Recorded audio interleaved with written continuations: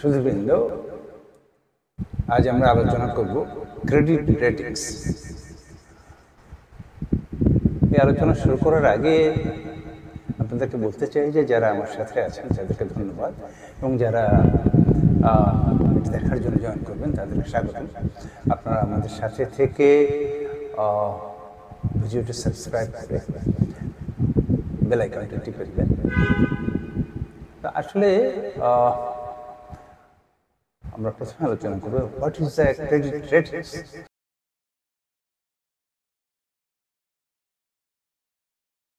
Credit ratings হলো একটি organisation like public limited company, bank, corporation, even government, যে কোম্পানিগুলো বা সেই প্রতিষ্ঠানগুলো তার ডেটস বা লোন পে করার সক্ষমতা যাচাই করে। অর্থাৎ এটা স্বাধীন বা নিরপেক্ষভাবে যাচাই করতে পারে, কিন্তু সাধারণ বা এটা সঠিক অর্থনৈতিক কারণে এটা যাচাই করা যেতে পারে। তার সংক্ষেপে এটা হলো ক্রেডিট রেটিংস। এর পরবর্তী আলোচনা হলো যে score rating, credit rating and understanding.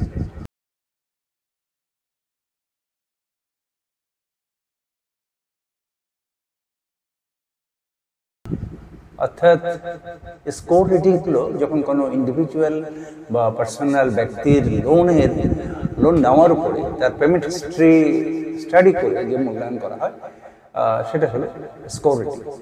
R credit ratings হলো যখন কোনো ইনভেস্টর বিনিয়োগের ক্ষেত্রে সেই কোম্পানি বা সেই প্রতিষ্ঠানের রিস্ক লেভেলের যাচাই করে, সেটা হলো ক্রেডিট রেটিংস। অর্থাৎ তার ইনভেস্টমেন্ট করলে তার রিস্কের অবস্থান কেমন হবে তখন সেটা যাচাই যেটা করা হয় সেটা হলো ক্রেডিট রেটিং। সেটা হতে পারে পাবলিক লিমিটেড কোম্পানি হতে পারে, এটা ব্যাংকের ব্যাপার হতে পারে, কর্পোরেশন হতে পারে, এবং এটা গভর্নমেন্টের ক্ষেত্রেও প্রযোজ্য। আর ক্রেডিট রেটিং আন্ডারস্ট্যান্ডিং হলো যে যখন হাই ক্রেডিট রেটিং ইন্ডিকেট করে তখন ধরে নেওয়া হয় যে বন্ড ইস্যুইং কোম্পানি বা লোন টেকিং কোম্পানি বা ডিপোজিটার্স রিসিভার লাইক ব্যাংক, অর্থাৎ তারা কোনো ট্রাবল ছাড়াই তারা তাদের ডিপোজিটর বা যারা টাকা পায় তাদের পেমেন্ট তারা পে ব্যাক করতে পারে। আর যখন ক্রেডিট লোয়েস্ট হয় তখন মনে করা হয় যে সেই কোম্পানিগুলো তাদের যারা পাওনাদার ডেটস পেমেন্ট করার সময় তারা ট্রাবলে পড়তে পারে। এটা ছিল আন্ডারস্ট্যান্ডিং অফ ক্রেডিট রেটিংস। এটা ছাড়া আমরা এখন আলোচনা করবো যে history of credit rating. History of credit ratings আলোচনা করতে গেলে দেখা যায় যে আর্লি 1920s এই ক্রেডিট রেটিংস ইউরোপ বা আমেরিকার দিকে এটা শুরু হয়, এবং 1936-এর পরে এগুলো ইনভেস্টমেন্ট মার্কেটে এর ইনফ্লুয়েন্স ছড়াতে থাকে। তো এই ক্রেডিট রেটিংস কোম্পানিগুলোর মধ্যে বিশ্ববিখ্যাত 3টি ক্রেডিট রেটিংস কোম্পানি রয়েছে, যারা মোটামুটি সারা ওয়ার্ল্ডেই এটা রাজ করছে। তো এই ক্রেডিট রেটিংস ইন্ডাস্ট্রিও অলসো ভেরি কম্পিটিটিভ। এই মার্কেটটা অনেক কম্পিটিটিভ। তো এই তিনটা যে বড় বড় কোম্পানির মধ্যে রয়েছে, যেমন Fitch ratings, Moody's investor ratings, and S&P global. তো এই যে Fitch রেটিংস, এটা জন কনন Fitch, উনি 1913 সালের দিকে প্রথমে এই ফিনান্সিয়াল কোম্পানিগুলোর ডাটা তিনি এরপরে সার্ভিস দিতে শুরু করে, এবং মুদির যে ইনভেস্টর সার্ভিস, এটা 1900 সালে প্রথম তারা এই জন মুডি এই ইন্ডাস্ট্রিয়াল সার্ভিসের উপরে তিনি ডাটা দিতে শুরু করেন, যাতে মানুষ তার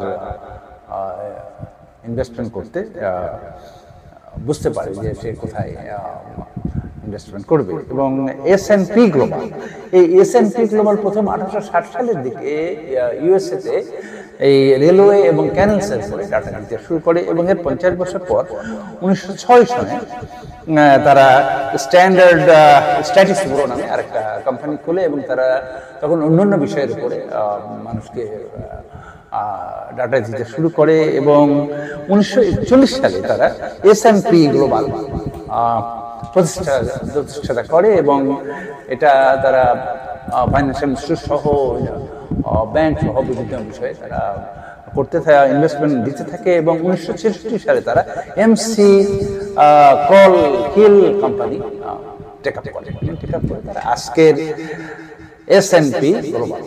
এটা ছিল ওয়ার্ল্ডের শ্রেষ্ঠ 3টা ক্রেডিট রেটিংস কোম্পানি। তা এখন আমরা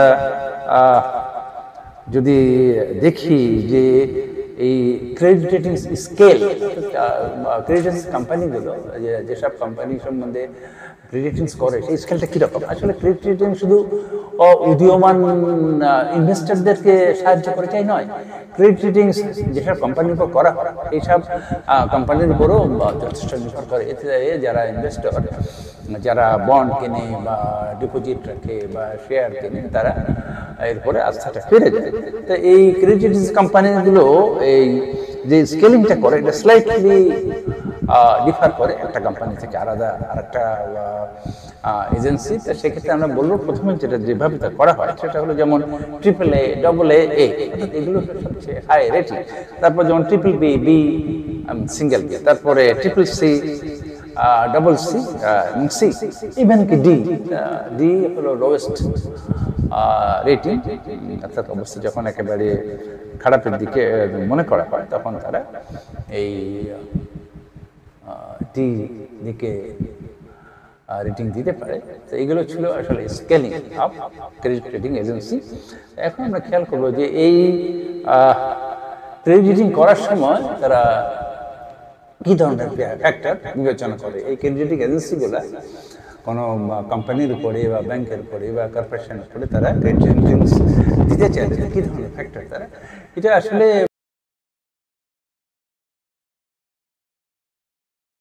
বা তাদের কাছে সবচেয়ে হাতের কাছে যেটা থাকে সেটা হলো এক্সটার্নাল অডিট রিপোর্ট। এটা একটা অর্গানাইজেশনের একটা কনসোলিডেট ইনফরমেশনের মধ্যে থাকে। তারা মানে একটা অর্গানাইজেশনে তারা স্টাডি করতে, কাজ করতে যতটা সময় দিতে পারে সেটা না করে তারা এটা একেবারে হাতের মুঠায় কিছু একটা অডিট রিপোর্টের মধ্যে তারা অনেক ইনফরমেশন পেতে পারে। তবে এছাড়া তারা নিজেরাও কিছু ইনফরমেশন করে এবং তারা যেটার উপর যে সমস্ত বিষয়ের উপর তারা বেশি জোর দিয়ে থাকে সেটা হলো যেমন প্রতিষ্ঠানের পেমেন্ট হিস্ট্রি বা মিস পেমেন্ট এবং ফার্স্ট ডিফল্ট বা কি ধরনের ডিফল্ট তারা করে থাকে। তাছাড়া যেমন ধরেন তাদের কতটা অর্থ আছে এবং কতটা দেনা আছে এটাও দেখা হয় এবং তাদের বর্তমান ক্যাশ ফ্লো এবং ইনকাম এটাও দেখা হয় এবং any unique issue that may cause repayment, অর্থাৎ কোনো ইউনিক ইস্যু যেটা সাধারণত এই ধরনের হয় না কিন্তু কোনো কারণে হয়তো এমন কিছু রাইজ করলো যেগুলো একটা ডিউ কিন্তু সেটা কোম্পানির ডেট পেমেন্টের ক্ষেত্রে বাধা হতে পারে। সেই সমস্ত ফ্যাক্টরও বিবেচনা করা হয়। এবার আমরা দেখব যে আসলে ক্রেডিট রেটিংস এজেন্সি যেগুলো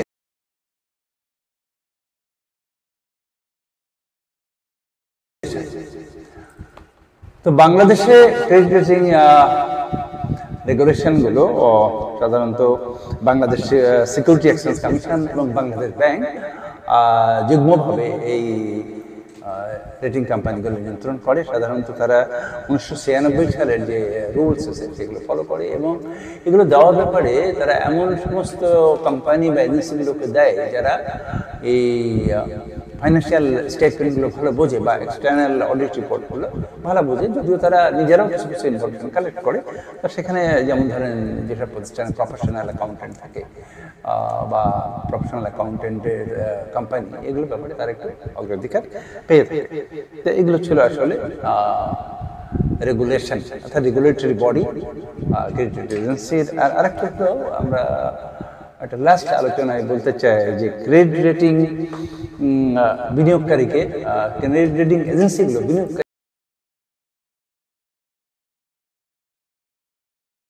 বিনিয়োগকারীকে কতটা নিরাপত্তা দেয়?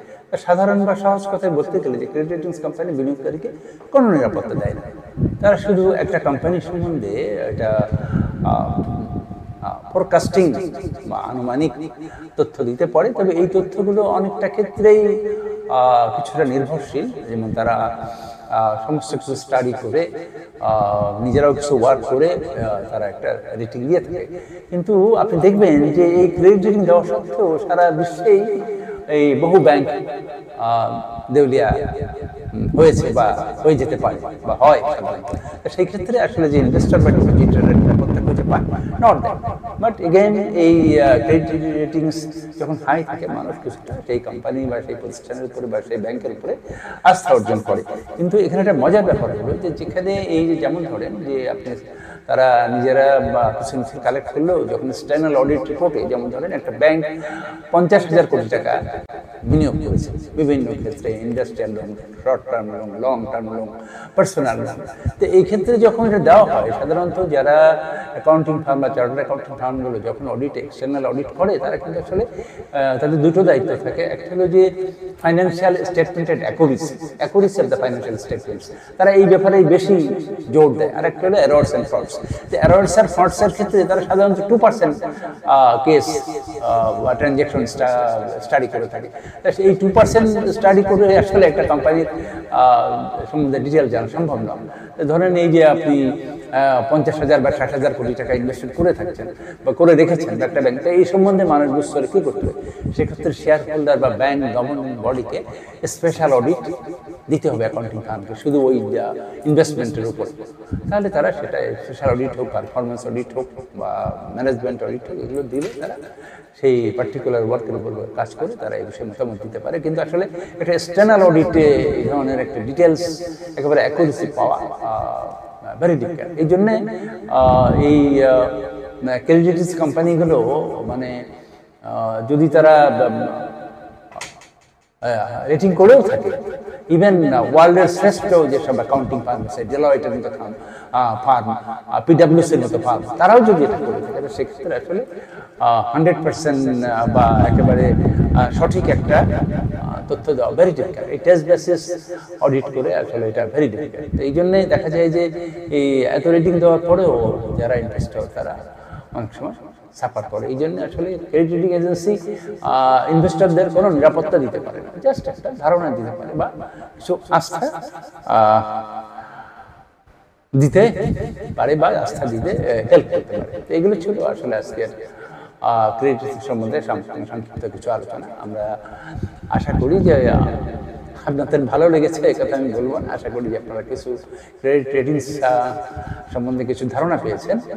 তা আমরা ফিরে আসবো অন্য কোনো দিনে অন্য কোনো বিষয়ে। আপনারা আমাদের সাথে থেকে আমাদের উৎসাহিত করে আমাদেরকে সাবস্ক্রাইব করে এবং বেল আইকনটি টিপে দিয়ে আমাদের সাথেই থাকবেন। সবার উপরে দেশ। আল্লাহ হাফেজ।